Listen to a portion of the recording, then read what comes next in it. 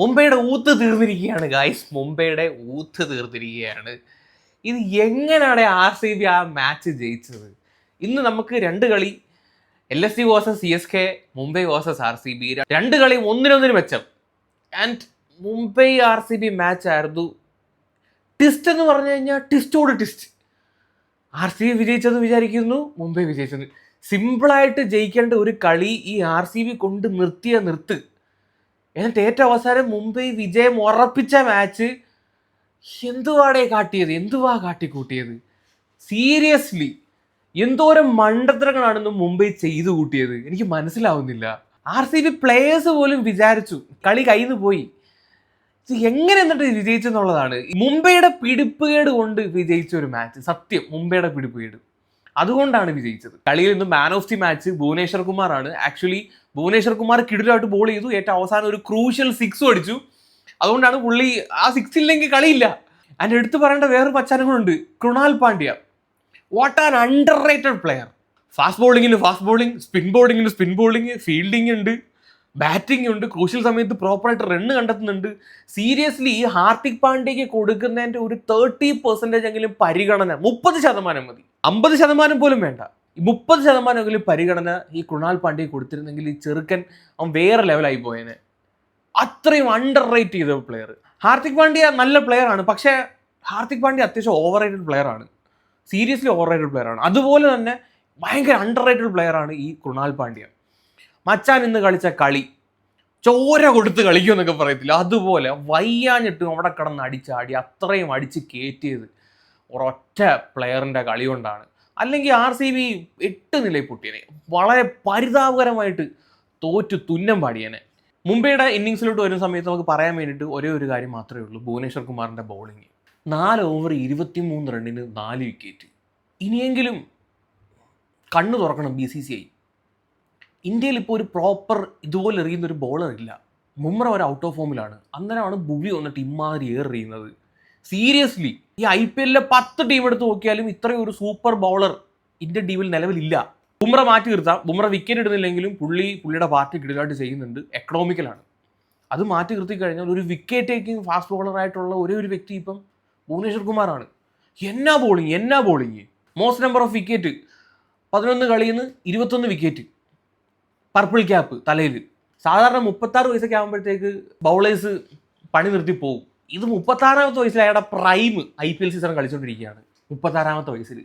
Seriously BCCI Bhubaneswar കുമാറിനെ തിരിച്ച് വിളിക്കണം. അല്ലെങ്കിൽ ഇന്ത്യക്ക് നഷ്ടമാണ്, ഇന്ത്യൻ ടീമിന് നഷ്ടമാണ്. എനിക്ക് തോന്നുന്നില്ല അവന്മാർ വിളിക്കുന്നു. അവന്മാർ ഇനി എത്ര കളി കളിച്ച് കഴിഞ്ഞാലും വിളിക്കുന്ന സംശയമാണ്, അത് വേറെ കാര്യം. ആദ്യത്തെ 2 ഓവറിൽ തന്നെ പുള്ളി 3 എണ്ണത്തെ എറിഞ്ഞാൽ കിട്ട്. പവർ പ്ലേയിൽ ഇതുപോലെ വിക്കറ്റ് ഇടുന്ന വേറെ ബൗളർ ആരുണ്ട് ഇത്രയും കിടലായിട്ട് വിക്കറ്റ് ഇടുന്നത്? ആ ഒരൊറ്റ കാര്യം മാത്രം മുംബൈയുടെ ഇന്നിങ്സിൽ പറയാനുള്ളൂ. അവർ പിന്നെ ഞെങ്ങി എങ്ങനെയൊക്കെയോ 166 എന്നുള്ള ഒരു സ്കോറിലെത്തി. ഞെങ്ങി എന്ന് വേണം തന്നെ പറയാം, അങ്ങനെ തന്നെ പറയണം. ചേസ് ചെയ്യാൻ ഇറങ്ങിയ RCBയുടെ അവസ്ഥ എന്താണ്? ചേസ് മാസ്റ്റർ പിന്നെയും മൊട്ട, 2 കളി ഇപ്പോൾ അടുപ്പിച്ച് മൊട്ടയിട്ട്. RCBയുടെ അവസ്ഥ അത് തന്നെ. അവിടെ നിന്നാണ് കൃണാൽ പാണ്ഡ്യ ഇന്ന് അടിച്ച് ആ രീതിയിൽ ആ ഇന്നിങ്സ് കൊണ്ടുവന്നു. ഒരു സമയത്ത് കളി ജയിച്ചു, സിമ്പിളായിട്ട് ജയിച്ചു. ജിതേഷ് ശർമ്മയും ഈ കൃണാൽ പാണ്ഡ്യയും കൂടെ ഒന്ന് അടിച്ചുകൊണ്ടിരുന്ന സമയത്ത് സിമ്പിളായിട്ട് ജയിച്ചു എന്ന് കരുതിയതാണ്. അപ്പോഴാണ് ബോഷ് വന്നൊരു എറിഞ്ഞ് ഡേവിഡിനെയും ഈ ജിതേഷ് ശർമ്മയെ എടുത്ത് വെളിയിൽ കളഞ്ഞത്. ഈ ജിതേഷ് ശർമ്മയെ T20 വേൾഡ് കപ്പ് ടീമിൽ എടുക്കാത്തിരുന്നപ്പോഴത്തേക്ക് ഇയാൾ ഭയങ്കര വിഷമത്തോടെ കുറേ ഡയലോഗ് അടിക്കുന്നുണ്ടായിരുന്നു. നിന്നെ ഇപ്പോൾ എന്തുകൊണ്ടാണ് എടുക്കാത്തതെന്ന് ഇപ്പോൾ മനസ്സിലായല്ലോ. എത്രയോ അവസരങ്ങളാണ് കൊണ്ട് പാഴാക്കുന്നത്. ഒരേ ഒരു കളിയും കണ്ടാണ് ഈ സീസണിൽ 20 റണ്ണിന് മേലെ സ്കോർ ചെയ്തത്. ഇന്ന് കളിച്ച ആദ്യത്തെ 5 ബോളും മൊട്ടയാണ്. ബോഷ് ഇറങ്ങി ഫസ്റ്റ് വിക്കറ്റ് ഇട്ട ഓവർ മെയ്ഡനാക്കി കൊടുത്തു. അത് പോട്ടെ, സിമ്പിളായിട്ട് അത് കഴിഞ്ഞാൽ 1-2 സിക്സൊക്കെ അടിച്ച് തിരിച്ചു വന്നു. വളരെ സിമ്പിളായിട്ട് ജയിക്കേണ്ട ഒരു കളി വന്നിരുന്നിട്ട് കൊണച്ച ഷോട്ട് കളിച്ച് ഔട്ടായിട്ട് സമ്മർദ്ദത്തിലാക്കുകയാണ്. സമ്മർദ്ദം എല്ലാം കൂടി ഇട്ട് കൊടുത്താൽ കൃണാൽ പാണ്ഡ്യയുടെ നെഞ്ചത്തോട്ട്. അവനാണെങ്കിൽ ഒന്നാമത് കാല് വയ്യ, ക്രാമ്പ് പിടിച്ചിട്ട് ഓരോ 6 അടിച്ചിട്ട് അല്ലെങ്കിൽ ഓരോ റൺ ഓടാൻ പോലും വയ്യ. അവസാനം ഒന്നും ഓടിയിട്ടില്ല. അവസാനം 1-2 റൺ ഓടി എടുത്തിരുന്നെങ്കിൽ ഈ ടൈറ്റ് മാച്ച് വരത്തില്ലായിരുന്നു. അവർ നടക്കാൻ വയ്യ, എന്നിട്ട് അവനെ കൊണ്ട് പറ്റുന്ന രീതി. ആ കളി കണ്ടപ്പോൾ എനിക്ക് പണ്ട് അഫ്ഗാനിസ്ഥാനത്തിലെ മാക്സ്വെല്ല് ഒറ്റയ്ക്ക് നിന്ന് അടിച്ച കളിയിപ്പിച്ച ആ ഒരു ഇതാണ് എനിക്ക് ഓർമ്മ വന്നത്. ഞാൻ അടിച്ച് ഒറ്റയ്ക്ക് നിന്ന് അടിച്ച് കളിയിപ്പിക്കും, അതുപോലത്തെ ഒരു കളി കളിക്കുമെന്ന് വിചാരിച്ചു. പക്ഷെ അൺഫോർച്ചുനേറ്റ്ലി കിടില ഒരു ക്യാച്ച് തിലകവർമ്മ എടുത്ത് ഇവനെ പുറത്താക്കി. അതിന് മുമ്പ് വലിയൊരു ബ്ലണ്ടർ തിലകവർമ്മ കാണിച്ച്. നമൻതീർ ക്യാച്ച് ചെയ്തിട്ട് തിലകവർമ്മയുടെ കയ്യിലോട്ട് കൊടുത്ത് പിടിച്ചില്ല. അത് പിടിക്കാവുന്ന സാധനമായിരുന്നു. അന്ന് അത് പിടിച്ചായിരുന്ന കളി പിന്നെയും തിരിഞ്ഞേനെ. മുംബൈ ഉറപ്പായിട്ടും ജയിച്ചേനെ. ആൻഡ് ബുംറ എറിഞ്ഞ സെക്കൻഡ് ലാസ്റ്റ് ഓവർ, കിണ്ണൻ ഓവർ, 2 റണ്ണ്, മൊത്തം 3 റണ്ണ്, ഒരു LB അല്ലാതെ 2 സിംഗിൾ മാത്രമാണ് സെക്കൻഡ് ലാസ്റ്റ് ഓവറിൽ ബുംറ കൊടുത്തത്. ആൻഡ് മുംബൈ സൂര്യകുമാർ കാണിച്ച ഏറ്റവും വലിയ ബ്ലണ്ടർ ലാസ്റ്റ് ഓവർ ആ ബാവ അവനെ കൊണ്ട് എറിയിപ്പിച്ചത്. ഒന്നാമത് അവൻ ആദ്യമായിട്ടാണ് ഒരു കളിയിൽ IPL ബോൾ ചെയ്യുന്നത്, അവനെ ലാസ്റ്റ് ഓവർ എറിയിക്കാൻ കൊടുത്തേക്കുന്നു. എനിക്ക് മനസ്സിലാവാത്തൊരു കാര്യം, മുംബൈ ഇതിനു മുമ്പ് ഹാർദിക് പാണ്ഡ്യയുടെ ക്യാപ്റ്റൻസിൽ ഷർദുൽ താക്കൂറിനെ ഇമ്പാക്ട് പ്ലെയർ ആയിട്ട് ഇറക്കിയിട്ട് ബോളിംഗ് കൊടുത്തില്ല. ഈ തവണ ഈ കളിയിൽ രഘു ശർമ്മ എന്ന് പറഞ്ഞ ബോളറിനെ ഇമ്പാക്ട് പ്ലെയർ ആയിട്ട് ഇറക്കി, എന്നിട്ട് ഓരോ ഓവർ പോലും കൊടുത്തില്ല. എന്തുകൊണ്ട്? അവൻ ഓവർ കൊടുക്കാനല്ലേ പിന്നെ എന്തിന് ഇമ്പാക്ട് പ്ലെയർ ആയിട്ട് ഉണ്ടാക്കണേ? നിങ്ങൾക്ക് ഒരു ഫാസ്റ്റ് ബോളറെയാണ് വേണ്ടെങ്കിൽ ഷർദുൽ താക്കൂർ ഉണ്ടായിരുന്നു, പ്രോപ്പർ ബോളർ ഉണ്ടായിരുന്നു, അവനെ എന്തുകൊണ്ട് ഇമ്പാക്ട് പ്ലെയർ ആയിട്ട് ഇറക്കിയില്ല? ഇത് ആദ്യമേ ഫസ്റ്റ് ഇന്നിങ്സ് കഴിഞ്ഞപ്പോഴേ ഇമ്പാക്ട് പ്ലെയർ എടുത്തിറക്കി, സ്പിൻ ബോളറെ ഇറക്കി. അവസാനം വന്നപ്പോഴത്തേക്ക് എന്താണ്, ഒരു ഫാസ്റ്റ് ബോളറെ കൊണ്ട് തന്നെ റീപ്പിക്കണമെന്ന അവസരം കൊണ്ടാണ് ഈ ബാവയ്ക്ക് കൊടുത്തത്. അവരാണെങ്കിൽ വന്ന് തുടക്കം തൊട്ട് നോ ബോൾ വൈഡ് എത്ര എക്സ്ട്രാസ് ആണ് ഈ ചെറുക്കൻ എറിഞ്ഞത്. ഓക്കെ, എറിഞ്ഞ 1-2 ബോൾ അവൻ നല്ല രീതിയിൽ എറിഞ്ഞു. മറ്റേ ഷെപ്പേഡ് അവൻ സ്ലോഗറാണ്, അവൻ പക്ക സ്ലോഗറാണ്, കിട്ടിയ കണ്ടം വഴി അടിക്കും. അല്ലെങ്കിൽ കഴിഞ്ഞ കളി ഇതുപോലെ അവന് ഫിനിഷ് ചെയ്യാൻ പറ്റില്ല, ഈ കളിയും ഫിനിഷ് ചെയ്യാൻ പറ്റിയില്ല. ആൻഡ് ഷെപ്പേഡ് ഔട്ടായ സമയത്ത് നമ്മൾ വിചാരിച്ചു കളി മുംബൈ ജയിച്ചു. ആൻഡ് നെക്സ്റ്റ് ബോൾ ഇവൻ കാണിച്ച കാണിപ്പ് എന്തുവാ, ഭുവനേശ്വർ കുമാറിന് അയ്യോ കിണ്ണൻ ഷോട്ട് 6 അടിച്ച് കളഞ്ഞു. മഹേല ജയവാർഡിനെയൊക്കെ അവിടെ കിടന്ന് പിടയ്ക്കുന്നു, ഇവൻ എന്തുവായി കാണിക്കുകയെന്ന് അറിഞ്ഞിട്ട് ഈ ബാവ എന്ന് പറയുന്നവൻ. സൂര്യകുമാർ ആണ് ഇങ്ങനെ നീ എന്തുവാണ് ഇട്ട് കൊടുത്തതെന്നും പറഞ്ഞിട്ട്. ആൻഡ് ഏറ്റവും അവസാനത്ത് ഒരു ബോളെ 2 റൺ എന്നുള്ള നിലയിൽ ആ റാഷിഖ് സലാം എടുത്ത് അടിച്ചിന്റെ കയ്യിലോട്ട് കൊടുത്താണ് ഈ ബാവ എന്ന് പറയുന്നവൻ. അവൻ പിടിച്ചില്ല, അത് നേരെ പോയിട്ട് അവൻ 2 ഓടി കളി ജയിച്ചു. എന്നിട്ട് ഒരു ഓപ്ഷൻ ഉണ്ടായിരുന്നു, അവന് ഭുവനേശ്വർ കുമാറിന്റെ സ്റ്റമ്പ് നോക്കി എറിയായിരുന്നു ആ ത്രോ ചെയ്തവന്, അതും എറിഞ്ഞില്ല, അവൻ നേരെ കീപ്പറിന്റെ കയ്യിലാണ് കൊടുത്തത്. ആ കീപ്പർ സ്റ്റമ്പ് ചെയ്യുന്നതിന് മുമ്പേ അവൻ ഓടിക്കേറി, സിമ്പിളായിട്ട് ഓടിക്കേറി. തോക്കാൻ വേണ്ടിയിട്ട് എങ്ങനെ തോക്കാം, ജയിക്കേണ്ട കളി എങ്ങനെ തോക്കാമെന്ന് മുംബൈ നമ്മളെ കാണിച്ചു തന്നു. അമ്മാതിരി കളി. RCB വിരാട് കോഹ്ലി ഒന്നും വിചാരിച്ചു പോലും ഈ കളി ജയിക്കുമെന്ന്. ആ ഷെപ്പേഡ് ഔട്ട് ആയപ്പോഴേക്കും കളി തീർന്നാണ്. ഭുവനേശ്വർ കുമാർ വന്ന 6 അടിച്ച സമയത്താണ് ഒരു ലൈഫ് കിട്ടിയത്. ആ ബാവ എന്ന് പറയുന്നവന്റെ ആയിരുന്നു തൊട്ട് മുമ്പ് കൊടുത്ത ഓവറാണ് ഈ കളി അവന്മാരുടെ ഗിയർ ഷിഫ്റ്റ് ചെയ്യാൻ സഹായിച്ചത്. എന്നിട്ട് ലാസ്റ്റ് ഓവർ പിന്നെ അവനോട് കൊടുത്തിരിക്കുന്നു. വല്ലാത്ത എന്താണെങ്കിലും ഊത്ത തീർന്ന് പെട്ടി കിടക്കി ഇനി പോവാം. ഇനിയുള്ള 1-2 കളിയുണ്ട്, അതൊന്ന് പേരിനെ ഒന്ന് കളിച്ചിട്ട് പോവാം. ആൻഡ് തൊട്ട് മുമ്പ് കിടന്ന കളി LSG വേഴ്സസ് CSK, അതിനെപ്പറ്റിയും സംസാരിക്കാം. സീരിയസ്ലി LSG കിടിലൻ ടീമാണ്. കാര്യം അവരുടെ ബാറ്റിംഗ് ഓർഡർ നോക്കുകയാണെങ്കിലും ബോളിംഗ് ആണെങ്കിലും പ്രിൻസ് യാദവ് സൂപ്പറായിട്ട് ബോൾ ചെയ്യുന്നു. അവർ അത്യാവശ്യം കേപ്പബിൾ ആയിട്ടുള്ളൊരു ടീമാണ്. പക്ഷെ പന്തിൻ്റെ പറയാതിരിക്കാമേ ക്യാപ്റ്റൻസി. ആൻഡ് ഇത്രയും വലിയ ബിഗ് നെയിംസ് കളിക്കേണ്ട സമയത്ത് കളിക്കുന്നില്ല. ജോസ് ഇംഗ്ലീഷ് വന്നിട്ട് 33 വാളയിൽ നിന്ന് 10-85 റൺ അടിച്ചിട്ട് ബാക്കിയുള്ള 15 ഓവറിൽ ബാക്കിയുള്ളവരോട് കടന്ന് കൂട്ടി എന്താണ് ഏറ്റവും അവസാനം ഷഹബാസ് നടന്ന് അടിച്ചില്ലായിരുന്നെങ്കിൽ അതും കയറില്ല, 200 റണ്ണും കയറൂല. ചെന്നൈ സൂപ്പർ കിങ്സിന് വലിയൊരു മുതൽക്കൂട്ടാണ് ഓവർട്ടൺ. പുള്ളി വന്നിട്ട് പല കളിയും തിരിച്ചിട്ടുണ്ട്. ഈ കളിയും പുള്ളിയാണ് വന്ന് തിരിച്ചത്. ഓവർട്ടണിന്റെ വിക്കറ്റ്, ആ 2 വിക്കറ്റ് ഓവർട്ടണിന്റെ പിന്നെ വേറെ തന്നെയുള്ള വിക്കറ്റാണ് ആ കളി തിരിച്ചു കൊണ്ടുവന്നത്. അല്ലെങ്കിൽ അവന്മാർ വേറെ രീതി അടിച്ച് കയറ്റിയാനെ. CSKയുടെ ബാറ്റിങ്ങിലോട്ട് വരുന്ന സമയത്ത് എന്താണ് ഉർവിൽ പട്ടേൽ, എൻ്റെ പൊന്നു മോനെ, ഇവൻ ഫസ്റ്റ് ബാറ്റിംഗ് ഇറങ്ങിയ സമയത്ത് സുനിൽ ഗവാസ്കർ കമന്ററിയിൽ പറയുന്ന ഒരു കാര്യം ഉണ്ടായിരുന്നു, നോൺ സെൻസ് ബാറ്റർ, ഒന്നും നോക്കാതെ അടിക്കുന്ന ഒരുത്തനാ. അടി എന്ന് പറഞ്ഞാൽ തുടക്കം തൊട്ട് അടിക്കാൻ വേണ്ടിയിട്ട് വന്ന ഒരുത്തന. അത് ഇന്നത്തെ കളിയിൽ 13 ബോളിൽ നിന്ന് 50 ഫാസ്റ്റസ്റ്റ് 50 ഇൻ IPL. ജയ്സ്വാളും 13 ബോളിൽ മുമ്പ് അടിച്ചിട്ടുണ്ട്, ഇവനും ഇപ്പം 13 ബോളിൽ 50 അടിച്ചിട്ടുണ്ട്. ആ ഒരു ഇന്നിങ്സ് ഇല്ലായിരുന്നെങ്കിൽ CSK പൊട്ടിപ്പാളീസായനെ. കാര്യം എന്ന് പറഞ്ഞാൽ കാർത്തിക് ശർമ്മ അവൻ ലാസ്റ്റ് 2 കളി നോട്ട് ഔട്ട് ആയിരുന്നു. ഈ കളിയിൽ ഇവൻ എനിക്ക് മനസ്സിലാവുന്നില്ല. ഓടി കളിക്കുന്നു T20 വന്നിട്ട്, ഇങ്ങനെയുള്ള കളിയിൽ വന്നിട്ട് 20 ബോളെ 20, 35 ബോളെ 40, ഈ രീതിയിലാണ് അവൻ T20 വന്ന് കളിക്കുന്നത്. തൊട്ടുമുമ്പുള്ള 2 കളി 160 മാത്രമൊക്കെ എടുത്താൽ മതി.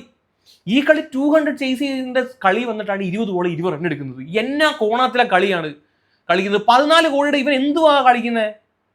ഒന്നാമത്തെ കാര്യം എന്ന് പറഞ്ഞു കഴിഞ്ഞാൽ CSKക്ക് റൺ റേറ്റ് മുഖ്യമാണ്. എല്ലാം ഇപ്പൊ ടൈറ്റായിട്ട് വന്നോണ്ടിരിക്കുക, ഓരോ ടീമും കളിച്ച് വന്നോണ്ടിരിക്കുകയാണ്. KKR ഏറ്റവും അടിയിൽ കിടന്ന് 5 കളി തോറ്റ KKR ലാസ്റ്റ് 4 കളി ജയിച്ച് വന്നും ഇങ്ങനെ ടൈറ്റായിട്ട് നിൽക്കുകയാണ്. ടോപ്പ് 4 കിടന്ന രാജസ്ഥാൻ റോയൽസ് താഴെ വരുന്നു, ചെന്നൈ അതിൻ്റെ ഒപ്പം നിൽക്കുന്നു, എല്ലാവരും ടൈറ്റായിട്ട് നിൽക്കുകയാണ്. അന്നേരം നെറ്റ് റൺ റേറ്റിന് വലിയ ഇമ്പോർട്ടൻസ് ഉള്ള ഒരു മാച്ചാണ് ഇനി വരുന്നത്.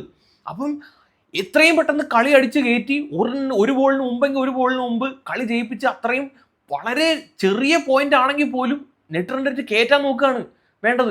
ഇതാ ഉർവിൽ പട്ടേൽ ഇന്ന് അടിച്ചില്ലായിരുന്നെങ്കിൽ ഈ നാറികൾ ഈ കാർത്തിക് ശർമ്മ എന്നൊക്കെ നിന്നു കൊട്ടിത്തോപ്പിച്ചേനെ. ഞാൻ വിചാരിച്ച് ഇവന്മാർ തോക്കുമെന്ന്. മറ്റോമാർ കുറെ ക്യാച്ച് ഡ്രോപ്പ് ഉണ്ടായിരുന്നല്ലോ, എല്ലാം കൂടെ വെച്ചിട്ടാണ് ഇവന്മാർ ജയിച്ചത്.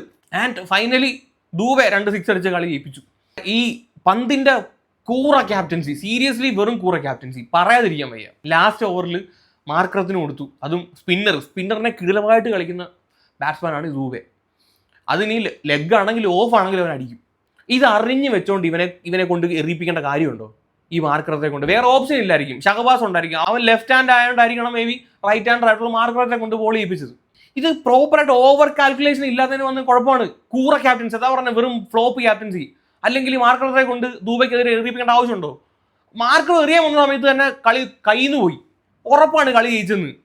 ഈ മുംബൈയുടെ കളി കിടന്നിട്ട് വിട്ട് ലവൻ ഭാവി എന്ന് പറയുന്നത് എറിയാൻ വന്നപ്പോൾ തന്നെ ഓക്കെ കളി തീർന്നെന്ന് വിചാരിച്ചതാണ്. പിന്നെ ആരുടെയൊക്കെ ഭാഗ്യം കൊണ്ടാണ് ആ രീതിയിൽ കളി ടൈറ്റ് ആയത്. കളി തോക്കുമെന്ന് ഉറപ്പായിരുന്നു, സീരിയസ്ലി ഉറപ്പായിരുന്നു. ഇപ്പം വന്നിട്ട് ആ മാതിരി നോബോളും വൈഡ് എറിഞ്ഞ് എത്ര റണ്ണാണ് എക്സ്ട്രാസ് വഴി ആ ചെറുക്കൻ കൊടുത്തത്. ആവശ്യമില്ലാതെ ഇരുന്നിട്ട് പോലും വൈഡൊക്കെ എറിഞ്ഞ് റൺ കൊടുത്ത്. എന്താണെങ്കിലും കിടിലം 2 കളിയാണ് നമുക്ക് ഇന്ന് കിട്ടിയത്, പറയാതിരിക്കാൻ വയ്യ. 200 ചേസ് ചെയ്ത് CSK ജയിച്ചതിനേക്കാളും ഭയങ്കര ത്രില്ലിംഗ് ആയിരുന്നു ഈ RCBയുടെ ലോ സ്കോറിംഗ് ഗെയിം. ഇതാണ് ഈ ലോ സ്കോറിംഗ് ഗെയിമിന്റെ ബ്യൂട്ടി. അതാണ് ഈ 160 എടുത്ത് നിൽക്കുന്ന സമയത്ത് അത്ര ടൈറ്റായിട്ട് ആ ഒരു ഹരം ഈ 250 ചേസ് ചെയ്ത് ജയിക്കുമ്പോൾ കിട്ടൂല, സീരിയസ്ലി കിട്ടൂല. പഞ്ചാബ് 266 എന്തോ ചേസ് ജയിച്ചായിരുന്നല്ലോ, അതൊന്നും ഒരു ത്രില്ലും കിട്ടാത്ത മാച്ചാണ്. വെറുതെ ബൗളർമാരെ വെറുതെ ഇല്ല ഓടിച്ചിട്ട് തല്ലുന്ന ഒരു മാച്ച്. അത് എനിക്ക് അങ്ങനത്തെ ഗെയിം ഇഷ്ടമല്ല. ഇത് ബൗളർമാർക്കും ബാറ്റ്സ്മാൻമാർക്കും ഒരേപോലെ ഇമ്പോർട്ടൻസ് കൊടുത്ത് ആ ഒരു രീതിയിൽ പോകുന്ന മാച്ചാണ് എപ്പോഴും സൂപ്പർ. അതിനകത്താണ് ക്രിക്കറ്റിന്റെ ബ്യൂട്ടി ഇരിക്കുന്നതാണ്. മറ്റേത് വെറുതെ സ്പോൺസേഴ്സിനെ സൂചിപ്പിക്കാൻ വേണ്ടിയിട്ടുള്ള 6 അടി 4 അടി കളി. പോയിന്റ് ടേബിളിലോട്ട് നോക്കുകയാണെങ്കിൽ RCB 1ാം സ്ഥാനം, 11 മാച്ചിൽ നിന്ന് 7 വിജയം 4 തോൽവി, 14 പോയിന്റുമായിട്ട്. SRH 14, GT 14. GTയുടെ തിരിച്ചുവരവ് 1.5 തിരിച്ചുവരവായി പോയി കേട്ടോ. ലാസ്റ്റ് കളിച്ച 4 കളിയിലും GT ജയിച്ചു. അതുപോലെ തന്നെ KKRന്റെ തിരിച്ചുവരവ്, ലാസ്റ്റ് കളിച്ച 4 കളിയിലും KKR ജയിച്ചു. അതിൻ്റെ 13 പോയിന്റുമായിട്ട് PBK ഒന്നിക്കടന്ന PBK 4ാം സ്ഥാനത്തായി. CSK 12 പോയിന്റുമായിട്ട് 5ാം സ്ഥാനത്ത്. ഫ്രണ്ടിൽ കിടന്ന് തുഴഞ്ഞുകൊണ്ടിരുന്ന RRൊക്കെ ഇത്രയും നാൾ 4 കിടന്നാണ്. RRൊക്കെ 11 കളിയിൽ നിന്ന് 12 പോയിന്റ്. രാജസ്ഥാൻ റോയൽസ് പിന്നെ എല്ലാ സീസണും ഇങ്ങനെ തന്നെ. ആദ്യത്തെ ഒരു 3-4 കളി കളിക്കും, ടോപ്പിൽ കയറും, പിന്നെ അവസാനമൊക്കെ ആകുമ്പോഴത്തേക്ക് തുഴഞ്ഞ് താഴെ വരും. എങ്ങെങ്കിലും തുഴഞ്ഞ് താഴെ വരുമ്പോൾ അതാണ് അവന്മാരുടെ ഒരു കളി. അതങ്ങാണ് ആ രീതിയിലാണ് അവർ കളിച്ചുകൊണ്ടിരിക്കുന്നത്. അതിന് പിന്നെ പറഞ്ഞിട്ട് കാര്യമില്ല. ഇപ്പോൾ ലാസ്റ്റ് സീസൺ തീരാറായപ്പോഴാണ് ടീമിന് ആവേശം കൂടിയത്. എല്ലാം അവർ നല്ല രീതിയിൽ കളിക്കുന്നുണ്ട്, കളിച്ച് ടോപ്പിലോട്ട് കയറാൻ വേണ്ടി നോക്കിക്കൊണ്ടിരിക്കുകയാണ്. അതിൻ്റെ അഗൈൻസ്റ്റ് ആയിട്ട് നിൽക്കുന്നത് ഈ LSG ആൻഡ് മുംബൈ മാത്രമേ ഉള്ളൂ. എങ്ങനെ തോക്കാം എന്ന് പല രീതിയിൽ അവർ റിസർച്ച് നടത്തിക്കൊണ്ടിരിക്കുകയാണ് 2 ടീമും. സോ കൂടുതലൊന്നും പറയുന്നില്ല ഗൈസ്. അപ്പം എന്താണ് നിങ്ങളുടെ ഒപ്പീനിയൻ താഴെ കമൻറ്റ് ചെയ്യുക. വേറെ വീഡിയോ. അപ്പോൾ ശരി.